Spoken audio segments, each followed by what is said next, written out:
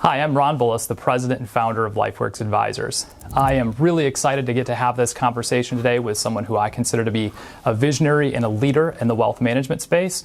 And I'm looking forward to asking him some interesting questions about his insights and his vision for the future of wealth management, custody, digital assets, and how technology is going to change how advisors and clients interact with their money and their lives. Before I jump in, I'm going to read a quick bio so that we have a setup for who our guest is today. In his role as the Chief Executive Officer at Apex Clearing, he sets the vision and strategy to help Apex identify and realize new areas of growth and opportunity. Under his guidance, Apex continues to be a proven leader in custody and clearing, helping to power the digital revolution in financial services. Prior to his role as the CEO of Apex, he previously worked at Convergex Group, where he was the Chief of Staff and a member of the firm's executive committee. As Chief of Staff, he managed the critical internal and external initiatives for the company and was responsible for the firm's options, prime services, global clearing, and commission sharing arrangement business. He also served as a director at Pershing LLC and was responsible for their institutional product suite and directed their global re-engineering efforts firm-wide. He is a current board member of Trader Tools, a privately held trading technology solutions company, as well as an advisory board member of Robust Wealth, a digital wealth management platform technology provider. He previously sat on the board of Convergex and currently serves as the chairman of the board for Apex Clearing Corporation. In addition to all of that, he is a partner at Peak 6 Investments LLC, the parent company of Apex Clearing. I'm really excited to welcome our guest, William Capuzzi, the CEO and leader of Apex Clearing. Bill, welcome to the Future of Advice. Ron, great to see you. Thanks for having me on. Well, I've got a ton of questions. I'm sure we're not going to get to all of them today. Thanks for carving time out of your busy schedule to do this. Before we get started, for the advisors and clients that are watching this, one of the unique things about Apex is most people don't know who Apex Clearing and custody is, probably by design. Start by maybe just giving us a 30,000-foot picture of who Apex is, what your role in the industry's been, where you guys are, currently positioning yourselves. Yeah, sure. So I think that, look, the first thing, and you said it, we are truly a custodian, and there's not many true custodians. There's folks that sit somewhere in the stack providing solutions, but we actually custody and hold the asset, and we take that really seriously. Right? Our job is to hold, protect, process transactions on behalf of our customers for their end investors. I think the way that we've differentiated ourselves, you mentioned in the intro my time at Pershing. I spent roughly a decade at Pershing. And I think the way we differentiate ourselves from now the big three, right? So Pershing, Schwab / TD, and Fidelity is technology, right? Is how do you think about all of the functions that happen within, sort of a traditional custodial arrangement or relationship between an advisor and a custodian, but think about them through a totally technology lens, right? So the concept of a NIGO, which is a term that's thrown around in our industry left and right, it just doesn't exist at Apex, right? And the reason for it is we've used technology to sort of drive as much efficiency as we possibly can. And so the way I think about Apex is, for those of your audience that know Shopify, we're sort of the Shopify of investing, right? The platform, it basically is an API-first shop that advisors would sit on top of and effectively take all of those transactions which has lots and lots and lots of inefficiencies in them today, and strip that away and create a real-time, straight through sort of pleasant experience for the advisor and the end customer. Now, I might get this wrong, but I think to my knowledge, you guys, Apex, is one of the only custodians that doesn't have a very large and intentional push in the direct to retail space, correct? You guys don't have, retail offices around the country. You're not competing with advisors for their business, correct? Yeah, I think whether it's directly or indirectly, we're now the last remaining truly independent, right? So we're not part of any big conglomerate. And we're also really the only the only custodian that's out there that doesn't have a B2C component, right? So Pershing has the Bank of New York, who has advisors who are pitching end customers. Obviously, Schwab, TD, and Fidelity. Pershing is solely B2B. That's sort of our mission in life, is to service the advisors and the broker dealers we have as partners. Yeah. So I'm gonna jump back a bit and ask a question about you. You have what I think is one of the coolest, I'm not going to say mission statements, but purpose statements on your LinkedIn profile. And all of us have been on LinkedIn and we read little blurbs about people's companies. Unfortunately, I think in the wealth management space, our stuff goes through compliance 5, 6, 7 times and kind of comes out pretty boring. I want to read a clip of it, and then before we kind of jump into talking more about technology and the future advice, I want to just ask you a couple of questions about it and then go from there. So on your LinkedIn profile, you said, "I come to work to change the world." Sounds pretentious, I know, but I mean it from the heart. I'm privileged to be in the right place, financial services, at the right time, the dawn of digitization, and working with the right people, brilliant and devoted, to make a difference for millions of investors. All of which is possible because I'm stationed at the right lever of investing's massive machinery, operations. So share with us, expound on this a little bit. I've got a couple more things from your LinkedIn profile, especially the book that you mentioned, which also happens to be one of my favorite. But expound on this a little bit, because operations in whatever industry somebody might be in that's watching this, and for those of us in the wealth management space, we think of compliance, we think of the boring stuff, we think of the pain in the butt stuff that we really don't want to do, but we have to do. Talk about why you believe that you are in the right place and what that means, why you wrote this mission statement.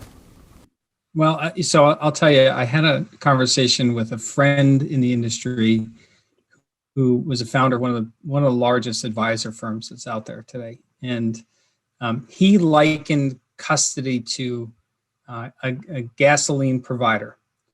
Said, I don't really care. I just pull in. Doesn't really matter whether it's Exxon or Mobil. Yeah. You just kind of pull in and get your gas. I thought that was sad, frankly, that this industry has sort of created this perception of the custodial function as sort of totally commoditized. The reality is it's not, right? And I think to the point about, we're a mission-driven company. I'm a mission-driven person, right? Just I have a zest for life, and right, I want to do things that are really impactful. And I think from a custody standpoint, I think the best line to sort of really kind of reinforce this is you can't fake real time. It either isn't or it is. Yeah. Right? And when you think about your own life, right, just think about, we were talking before we started recording about our kids. There's an Amazon box that shows up at my house every day, at least one. Okay. And that experience it's real time. It's pleasant. Yeah. It's sort of immediate. Find something. It's you trust that it's a good product, and it shows up same day or the next day. Great. I mean, who would have thought we could do this 10 years ago? From a custody standpoint, sort of the same thing, which is why does it take? Forget about 2, 3, 5 days to open an account. Why does it take more than 5 seconds to open an account? Right? If Ron, as the end customer of an advisor, gives you his credentials, right? His address, social security number, his driver's license, you should be able to open that account with Ron sitting there, me as the advisor, in seconds. Doesn't make any sense to me, right? And the same in terms of real-time transactions. The reason why this industry is still T2, right? So we settle transactions, trades today, settles 2 days from now, okay? The reason for it isn't because DTCC is inefficient or doesn't have their act together. It's because the custodial world lives in a batch environment. And come back to the Amazon analogy is it matters. It really matters because in all other aspects of our life, things happened fast, real time. There's delightful experiences, but we have sort of lowered the bar and conditioned advisors and customers, broker dealers to think that this is about as good as it can get. So go back to that, gasoline. Yeah, it's because all the big players all do it exactly the same. Yeah, there's a little bit of a tweak here, and maybe the pricing over there is a little bit better or worse, but by and large, the offering is the same. So whether it's Exxon or Mobil or GetGo, in terms of gas providers, they look the same. Apex has taken a totally different, stance and a different direction in terms of what we're doing.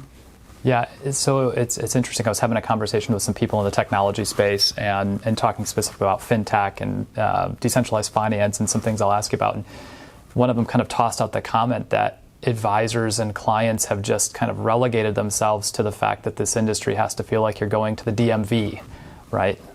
When you mentioned NIGO, right? For clients that are maybe watching this, a NIGO means not in good order. When we're transferring assets from one firm to another, or we're moving an investment account, right? The thing no advisor or portfolio manager wants to see is something coming back from the custodian saying, not in good order, got to go get more signatures, got to go get more paper. And I think this idea of, just accepting that as the standard. I'll give you another interesting one. I asked a group of advisors last year, and this was a study group of some pretty, sophisticated, firms and advisors that have been around a while. And I said, how many of you have actually used any of the robo advisor platforms or, tried out like a Robinhood or an Acorn or a Stash? And out of like 18 of us in the room, none of them have tried it. And I said, so for those of us that are running firms and are thinking about serving our clients, like our clients can open investment accounts instantly, link a bank account, and be off to the races and trading and making investments and doing all the things that roll back, 10 years ago, 20 years ago, 30 years ago. You had to have a license for it. You had to go, through this massive process to get approved for it. And now it's instantaneous, right? And I see this from the custodians too. They'll say to us, yeah, we have digital account opening, right? You fill out a form, you hit send, it goes to DocuSign, then it goes to your client's email. They hopefully pass the validation. I always fail because I'm Ron Bullis the third, so I get, all kinds of issues there. And when you talk about digital experience and a delightful experience, right? The clients and the advisors that you guys work for, their platforms are client pushes a button 24/7 and they're ready to go, right?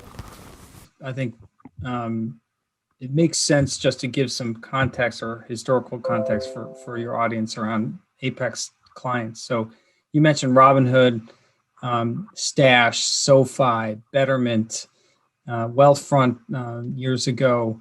Anybody who's trying to disrupt M1, Altruist, anybody who's trying to disrupt either the brokerage world or the advisor world, by and large, partners with Apex. And partly because you can't, like I said before, you can't fake real time, right? They're out there on the front lines with an app, right? There's no human, and so you can't. It either works or it doesn't, right? There's no faking it, and so what they need from a partner is account opening and funding and trading and settling and ACATs and transfers and money movements. All of those things have to happen in a real-time way. Because if they don't, effectively that same person who's staring at their phone and using, Shopify as a good example, or, a Snapchat for my kids, there's that sort of immediacy to that. And the fact that they come over here and it takes 2 or 3 days to open an account, people will never come back to funding, right? The delta between opening and funding, if there's more than seconds, people won't continue the process. You get lost an account. And I think the proof point, which back to the point about being mission driven, which is really near and dear to me, is we're opening somewhere to the tune of 600,000 accounts a month. We've opened roughly 6 million accounts year to date. Wow. And by and large, most of those people, Ron, are mass affluent or down. And that's awesome to me, because what we're doing is we're helping people either start or drive their investing lives, right? Manage their money better. And most of those people, through our clients, never had a chance to invest before because the barriers to entry were way too high, right? An account that has less, oh my goodness, what? No one wants my account. $500,000, $1 million, right. yeah. Yeah. Right, exactly. And to the extent that you can use technology to drive down and be able to still service a client that has $100,000 in the account or 50,000, that's important, right? Because those same people, right, are going to be the half million, million, $2 million accounts in 10 years. And secondly, right, you should be able to scale up or scale down irrespective of how much money's in the account in terms of that experience for the end customer. Yeah, and I know as we were building LifeWorks, and when I first had the opportunity to meet you, feels like 10 years ago, feels like yesterday. I think it was last year, but COVID's kind of put all of us in a weird spot, I think, where time seems to kind of move at different speeds. You and I spent some time talking about this, that, the next gen client, right, whether, we say it's the millennial and even younger, they know nothing but pushing a button on their smartphone and opening a bank account, buying something, and the immediacy effect of them being able to make decisions and the transparency that comes from it, right? It elevates their ability. The word we've been using is kind of this democratization of finance, right? Where when you break down barriers, you don't have to have $1 million of investment assets to be able to have access to really good investment strategies. To me, when I look at stuff and I talk to advisors around the country and say, do you have account minimums? Like, yeah, our minimum's, $250,000 or something like this. And I'll ask them why, and they're like, well, we just can't be profitable on a small account. And I think to myself, well, if Robinhood and Wealthfront and Betterment and SoFi, and you mentioned some of these like leading robo-advisors that are using technology to maybe bypass the advisor in some level, have figured out how to do it, right? The wealth management community and us as advisors serving clients can certainly figure this one out. Yeah, I mean, look, take a Stash, who I think is doing some really incredible things. Their average account size is less than $2,000, and we as partners have found a way to make that work, right? To make that profitable for both us and for them. And look, the only way you can make that profitable is to cut out fat, and a lot of times the fat is just exceptions, right? Things that break and things that require somebody to interact. To the extent that you can pull most of that out of the equation, just creates efficiency where you can really scale down. Mm-hmm. So we'll come back to this technology piece, but I wanted to pick up on one more thing from your LinkedIn profile before we maybe kind of jump into getting your thoughts on what's coming down the pipe. You mentioned in your LinkedIn profile, you said, "What book would I want with me if I was stranded on a desert island?" One, that's a great question. I actually thought to myself, I have a small library in my house. I love to read. My team knows that. Tons of books all over my office. And I thought, pick one. Ooh. And then the book you picked was, you said, the same one that sits on my nightstand, Greg McKeown's Essentialism. My take on that book, and I've read it a couple of times, and I'm actually rereading it now that I was prepping for this interview, is that it's this disciplined and focused pursuit of doing less, but also asking a better question, which is, what is the most important problem to solve, or what's really value? So taking a step back a little bit, share with us how you think about this as the person setting the vision for Apex, where you have this massive technology apparatus. You could go direct to consumer. You guys know how to do it, right?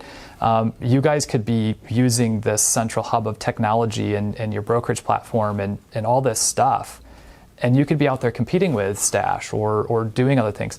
When you guys right now could go anywhere with your technology platform, how are you making these decisions? How are you filtering through the noise and getting down to what you believe is really the problems that Apex is best suited to solve, and the things that you believe are the right place and the right intersection for you guys to be at?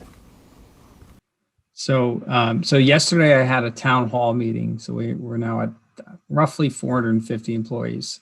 And at the end, we get a solicited questions that I'll ask or answer on the fly. And one of the questions, which I thought was a really smart question, was, what's my biggest challenge? And what is the thing that keeps me up at night? And it ties to essentialism. There's no shortage of opportunities. Like you said, okay, we could go direct to consumer. We could go after the institutional business. We could continue to double down on fintech. We could push into advisory. I mean, there's no shortage of opportunities.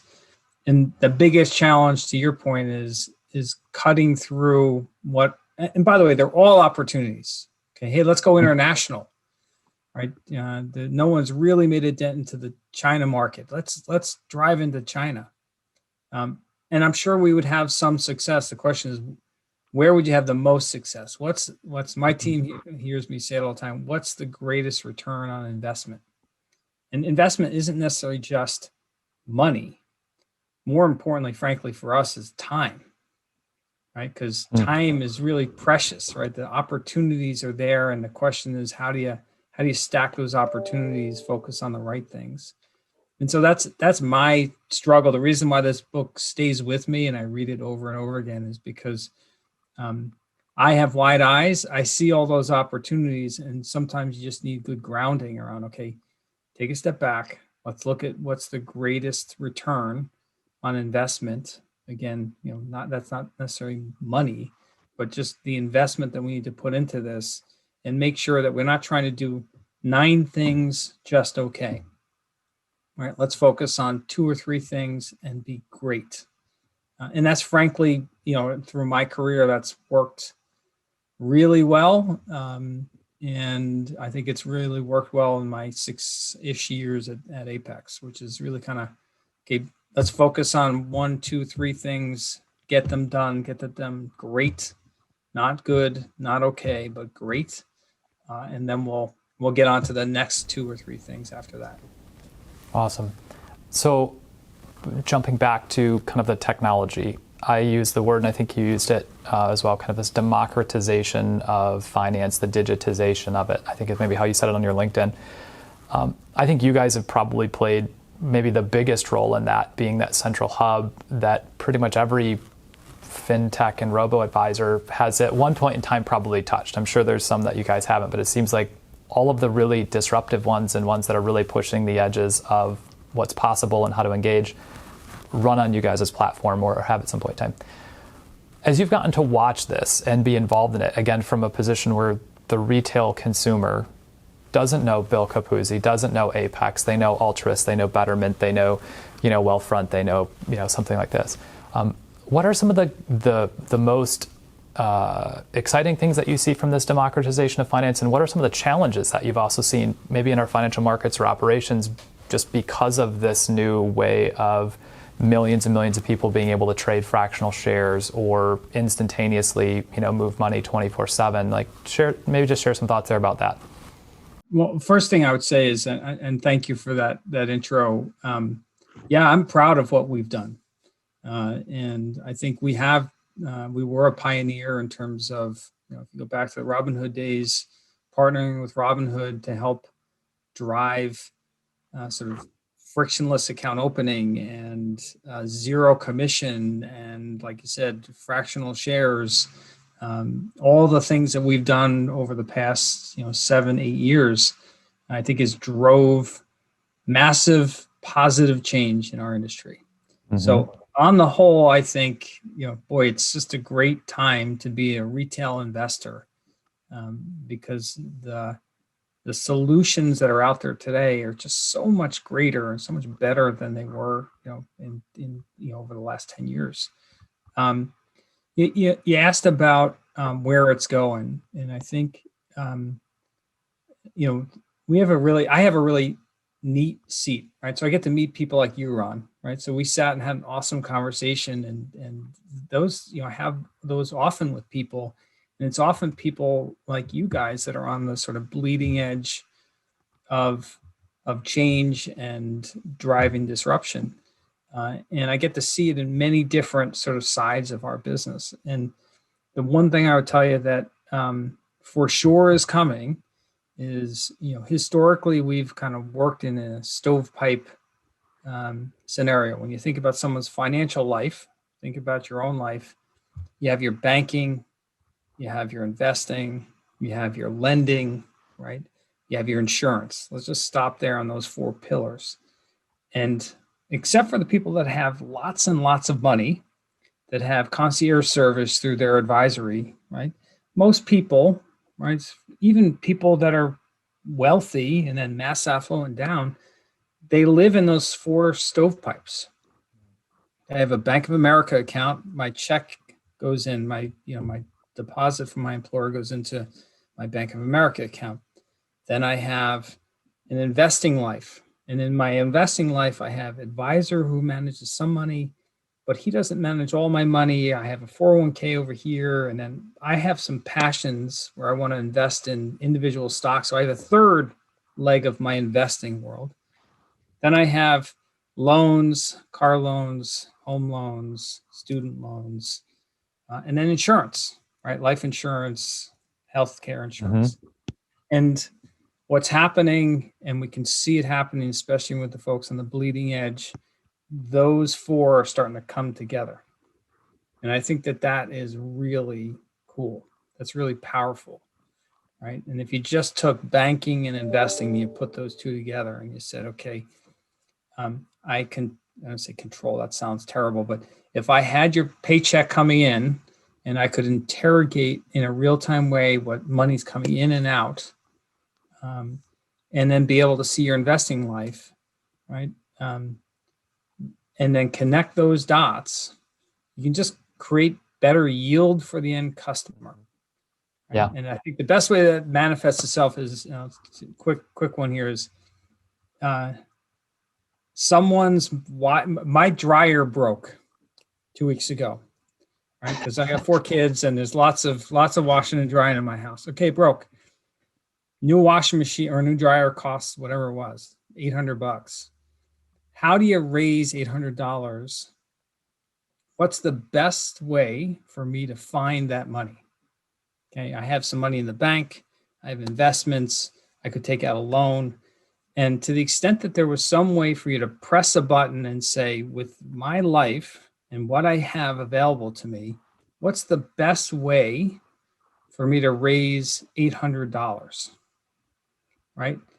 Conversely, the other side of that, which is, hey, we're heading into year end, at least people in financial services, oftentimes you get a bonus check and you get an unexpected $1,200 into your bank. What should I do with the money? Right.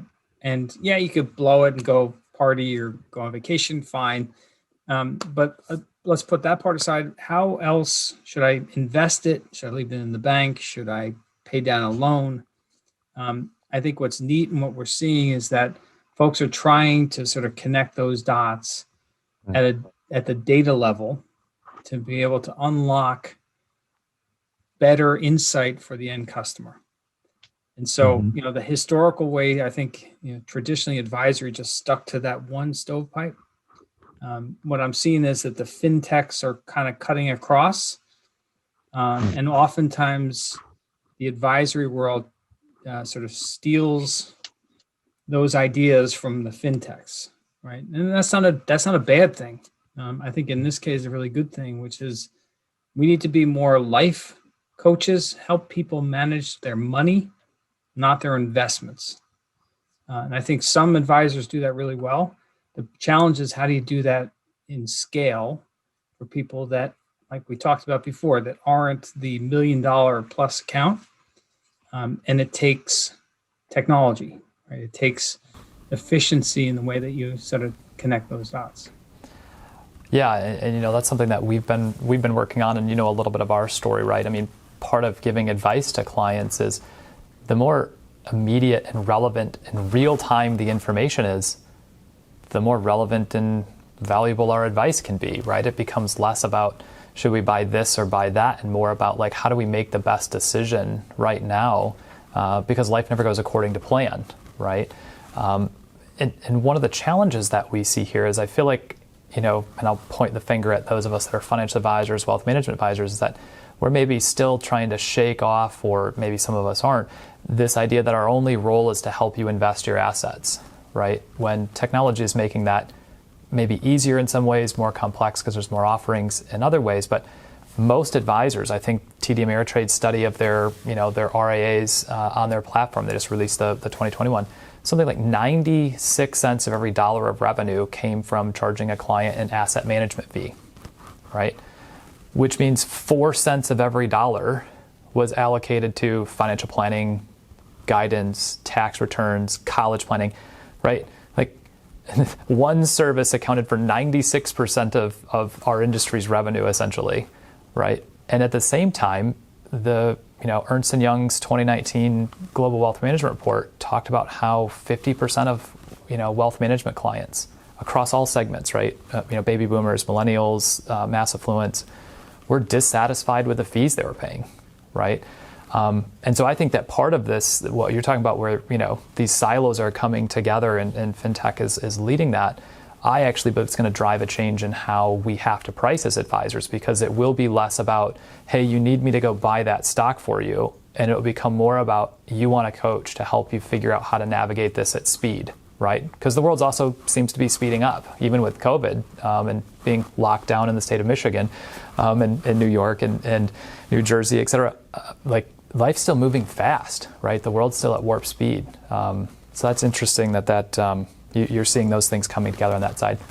Yeah, and to that point about sort of people are not happy with what they're paying, there's still fat in the commission rate, right? So on average, I think the last I saw, the average rate is somewhere in the 80 basis point range. Okay. Mm-hmm. Okay. There's still plenty of room there for people to be inefficient, right? To do things the traditional way. My biggest frustration with the broader advisory world is there's just inertia, right? People, sort of are set in their ways in the way that they do things and don't really want to change. And I think to your point about that is, when you get into the 50 basis point range on average, you're out of fat, right? Now you're into the bone, and the only way for you to sort of evolve, right? And frankly, then it's too late. If you get to that point and you haven't evolved your practice, it's really hard to turn on a dime. Yeah. And so, I preach this to anyone who'll listen. It's now. The work to be done, the work to evolve the practice to be more set up for 5, 10, 15 years is now.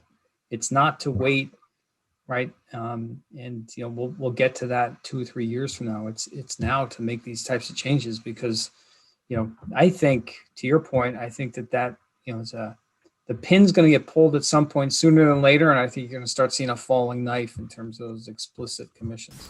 Yeah. Well, and I think, I talked about this on an interview that's going to be released in a couple of weeks with another outsider to our industry, but he interacts a lot with advisors. And he made this interesting reflection that, RIAs especially, right, registered investment advisors, will oftentimes kind of pound our chest and talk about, our fiduciary duty and our independence, but at the same time, having 96% of revenue tied to an asset management fee is in of itself maybe the greatest conflict of interest that exists out there. Right? It's a little bit subtler because there's not a big commission that I'm making on it. But if that's the only way I get paid, then all the other stuff I'm doing is really a giveaway to that. And I mean, we've been passionately, preaching with our clients and their advisors that, we have to start thinking about shifting, right, to actually aligning value and charging for the things that clients want most, right? Financial planning, advice, guidance, life coaching, just even, hey, I've got 4 kids, a job, my wife works, we've got all this busyness, like, just can you help us navigate it, right? Things like that. And our industry still seems to be giving that away, or advisors are relegating that to, well, maybe there's some, fintech that does dynamic budgeting or something, and I agree with you. I don't know whether it's a pin and then there'll be a knife there, or whether advisors are going to wake up one day and kind of look around and maybe feel like the taxi drivers in New York City that just watch the Ubers roll by them one after another and go, what happened, right? Yeah. So while we're talking about this, you mentioned 5, 10, 15 years. Let's, a good segue here. What are the top 3 to 5 challenges, or maybe, 2 or 3 challenges that you see advisors, both the individual financial advisor, maybe the firm, right, that you see advisors facing today? I mean, one, and I think this is a good problem to have, but can become overwhelming, is the choice. I mean, Ron, have you seen the Michael Kitz's placemat of different platforms and offerings out there? I mean, it's staggering how many different alternatives, and it's sort of orthogonal in that, it's not clear cut lines of demarcation, right? So you have people that do risk, but the risk folks added on planning.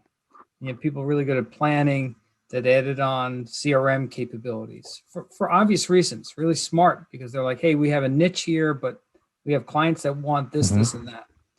So one challenge I see if I sat in that seat is like, how do you cut through all of this sort of sea of opportunities and different services and products and make sense of it? What's best for me, right? So it's easy where you and I are on this, people are listening or watching this, and they hear me say, hey, you need to change now. It's like, well, where do I start? And I think that is a legitimate challenge around, hey, how do I start this? Where should I go from here? Where do I get the best advice to sort of evolve my practice from where we are today to there? Second, I would say big challenge, I think it's tied to that, is like I said before, inertia.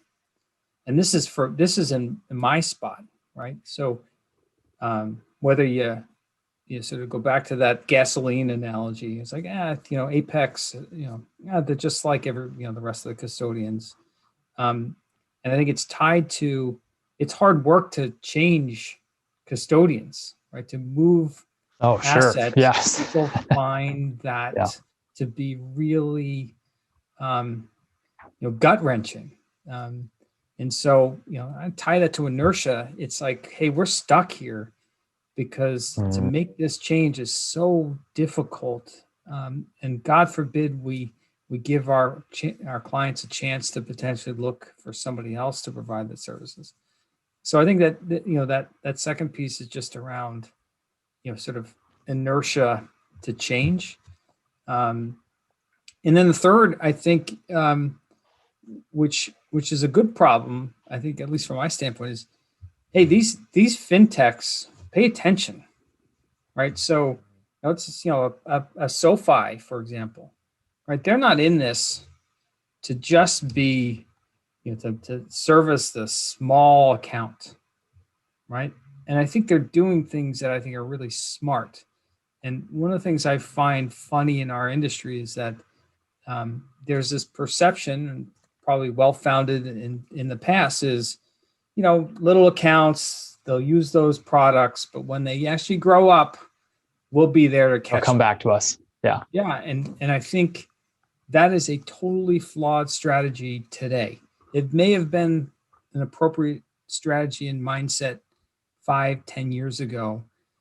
But today, right, the seeds they're planting with those customers that are with them today, and the loyalty that they're creating with those customers today, and the products and services that they're extending beyond just an investment, like buy a stock today, it's going to be a lot harder to pull those clients out from underneath somebody that's really kind of creating that holistic kind of financial well-being solution set. Yeah, and it's interesting because 2 years ago, when we were starting work on our software platform and kind of getting ready to build to where we're at today, one of the things that was written in our business plan was this idea that we were going to start seeing more of these rapid mergers and acquisitions, and the established players, let's say in the industry, the Merrill Lynch's, Morgan Stanley's, Goldman's, trying to buy technology to shortcut down into that business model. And we've seen that a lot, in the last, even this year, right, with Orion selling, merging with Brinker, and Personal Capital selling, and United Capital going to Goldman. And I wonder, though, knowing how long it takes to establish brand awareness and people building preferences, if just buying technology is going to actually be the answer for those firms trying to drive change, or if it, to your point, maybe it's too late, right? There's already preferences established and people are already using something. Yeah, look, I think that it's been fascinating this year, right? All the M&A activity, obviously all of the just broader activity in the marketplace. Amidst all of this COVID, right? There's just more there's more going on in our industry this year than there's been in years combined. And I think some of it's actually really neat. And I think it actually could, I think it could work in terms of, acquisition. So, you mentioned Joe Duran's business inside of Goldman. Part of the reason I think that was smart is, the platform that came along with United, but Joe is somebody, it was a bit of an acqui-hire for Goldman to hire somebody inside of Goldman to help kind of stitch together. They have, the ICO on one side, they have Marcus on the other, and somebody has to rationalize how these things should kind of connect. I think Joe's helping there. By and large, doing a sort of acquisition strategy to sort of solve your sort of broader vision challenges, really a bad play, right? Really a bad play. And we see it, right? We see it time and time again where, hey, let's just go out and buy a robo. Oftentimes, I mean, that was probably the one that was most prominent over the last 2 years. In most cases, like with BlackRock's acquisition, they usually don't work. It doesn't work because just a bolt-on technology without really a sort of firm strategy and vision, is a recipe for failure. Yeah, and I wonder if the buying the technology is even a little bit maybe post-mortem, so to speak, because the speed with which technology is moving, right? So one of the things I wanted to talk with you about was, digital assets and decentralized finance, right? Maybe the buzzword in some areas. I think for financial advisors in the wealth management space, there's still not a lot of adoption of, digital assets or even maybe a broad awareness of what, DeFi apps, decentralized finance, what this means to our business. Do you have some perspective on, maybe the beginning stages of this decentralized finance apps, smart contracts, digital assets? I know Apex has been in custodying digital assets for a while. But can you maybe talk a little bit about that and how that might even relate to the technology today, yesterday, but the technology that's being built, that's coming and what the future is looks even radically different from the robo-advisor of today? Yeah, so I'm really interested in this space. I'm really curious to see how things are going to play out. Right, the Fed has come out recently with some talks around some rule changes to create sort of a digital currency. I mentioned before being sort of mission driven, and so we see most of these things, right? And like you said, we were one of the first to sort of support and partner with folks that want to create digital assets. I will tell you, it's had a very slow uptick, right? Obviously, you have cryptocurrencies. Most of the activity in cryptocurrencies is totally speculative trading, and people that just are buying and selling on movement in Bitcoin or Ethereum. I do think there are a number of companies that are partnering with Apex that I think are doing some really smart things around, okay, let's digitize real estate, right? So traditionally, and I'll use that one as a good example, digitize wine, right? So there's massive storage facilities in France that are holding people's wine. Can you digitize it and trade it? Sure. Okay, now it's tricky because you have to talk about the actual custody of the asset, right? Mm-hmm. There is no DTCC. There's no place for that wine to be held. That's a good, secure, and control location. But I do think that concept of being able to digitize an asset to the extent that there's a good control location is interesting. And this is the world of alts, right? So think about liquid alts for wild, really wild high net west worth people. Yeah. The concept here is, how do you democratize alternative investing? And the way to do that, the only way to do that, go back to a lot of what you and I talked about, Ron, is you got to somehow digitize it. You got to take those assets, put it in digital form, and provide a chassis that allows for an investor that may not have a lot of money to have the opportunity to invest in, an apartment complex in Miami, by digitizing, that asset. And those opportunities historically have always been really kind of held out for those that are wealthy, right? Those types of investments. So we'll see. It's early days. I do think that there's going to be a bunch of momentum around this, especially around that alt space. I am really curious and keen to keep an eye on what's going to happen with the Fed, because I think the digitizing of currency without the Fed's involvement and support really doesn't have, at least in the United States, probably won't have much currency. Yeah, and as far as Bitcoin, Ethereum, we get clients asking us about it all the time, and I said I think there's a little bit of a danger in calling it currency, because until we can pay our taxes with it, right? Uncle Sam, for those of us in the U.S., will always be able to force us to turn it into cash or dollars, and so I do think the conversations at the central bank levels around creating digital assets, right? Specifically, some type of crypto-like dollar, right? That's controlled by the Fed.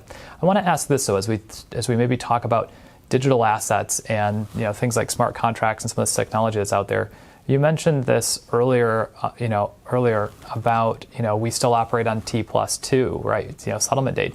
How do you envision, or do you think there's going to be some impact from things like blockchain technology, smart contracts, as it relates to custodying of even something as benign as just a stock, right? Will it impact how we think about custodial records, books and records, and does that impact you guys? Yeah, for sure. Now the challenge there is, use a phrase I used before, which is you're only as good as your weakest link. The challenge with really going to a T0 real-time settlement is that all the participants, right, or the majority of participants really have to be in. And they all have to adopt a common framework. And because otherwise, you buy a block of 100,000 shares of Tesla. The other side of that could be 1,000 counterparties. And in order for this to work, every one of those 1,000 counterparties has to be digitized, right? It's not just DTCC has to be digitized. The counterparty, the actual person who's buying or selling on the other side of that transaction, has to be able to sort of keep up. And I go back to that T2 example. We're talking, this is 2018, right? 2018. This is 2018. The best we could do is go from T3 to T2. Now, by the way, amazing. We took an entire day of risk out of waste off. Yeah.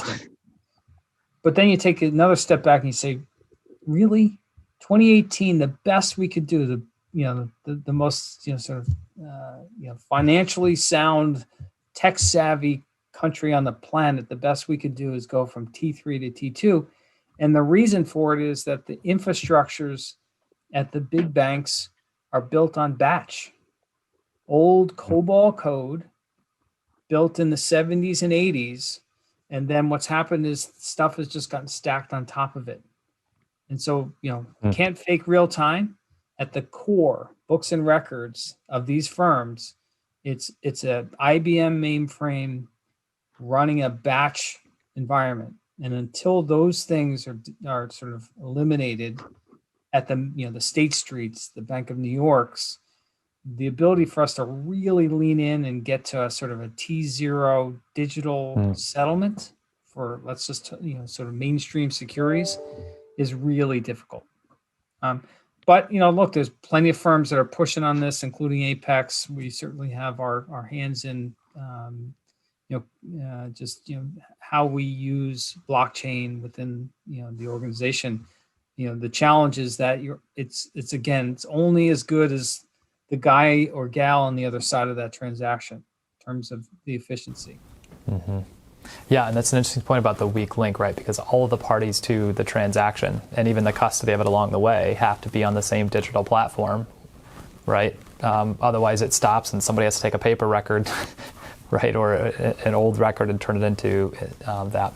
Yeah, and we have the same problem in the wealth management space, right? There's still firms that are trying to figure out how to get rid of, paper files and run digital client files, right? And that's a little bit of a scary thing and makes me chuckle a little bit, because when we adopted a fully digital office, we still have times where we have to print something, sign something, scan it, send it to a custodian because they require a scanned copy of somebody's wet signature, right? It always makes us chuckle. Yeah, for you, Ron, and for me, that creates opportunity, right? So thank God that those old banks still use COBOL code, because it just presents opportunity, for us to really continue to drive change in the industry. If everything was modern, there would be no Apex today. So maybe bringing the conversation a little bit to a close, and I'll actually toss it out there for you for final comments, but I got a couple of questions. One of them is, maybe stealing from how Tim Ferriss ends his podcast a little bit, but if you could give, one piece of advice or one message to the financial advisor that's watching this, the wealth management advisor, the owner of the firm, what's the one piece of advice that you would want to share, or the message that you would kind of want to put out there on the metaphorical billboard for everybody to see going by? Look, it's be bold, right? I think it's not about today's making money today. It's thinking about, the practice, 5-10 years from now. Again, I mentioned the word inertia. It saddens me, to talk to advisors who are, aren't worried about that now.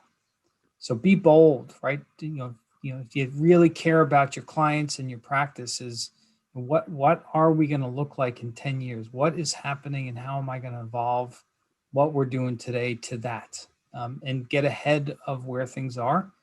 And it takes, being, like I said, being bold, being courageous, and taking some risk. And I don't see enough of that on the advisory side. And frankly, I think it's a really interesting time where people need to step up and be bold, especially the leadership. Yeah, that's awesome advice. Any closing thoughts, maybe to tag onto that as we wrap up here today, or anything else you want to maybe share with the advisors and clients that are watching and listening? Yeah, look, I love this industry. Go back to me personally. I'm fortunate in the space in the seat I'm in, with the company I'm in this time. I think we all have a duty to take better care of our customers. And I think there's tons of opportunity, great things that are happening in our industry, things that are happening with your company, Ron. Again, go back to that point before, it's open your eyes, right? The way you've done things historically should not necessarily be the way things are going to be done on a go forward basis. Ask those questions, question things and why they're done in certain ways, and look to take those bold steps forward. Yeah, that's awesome. Well, Bill, I've enjoyed the conversation. I wish I was sitting in your swanky Manhattan office and gearing up for a workout in the gym there afterwards. Hope to see you in person again soon. Thank you for carving some time out of your very hectic schedule, I'm sure, to have this conversation with us. And all the best to you, Apex, and your family. So. Great to see you, Ron. Thanks for having me on.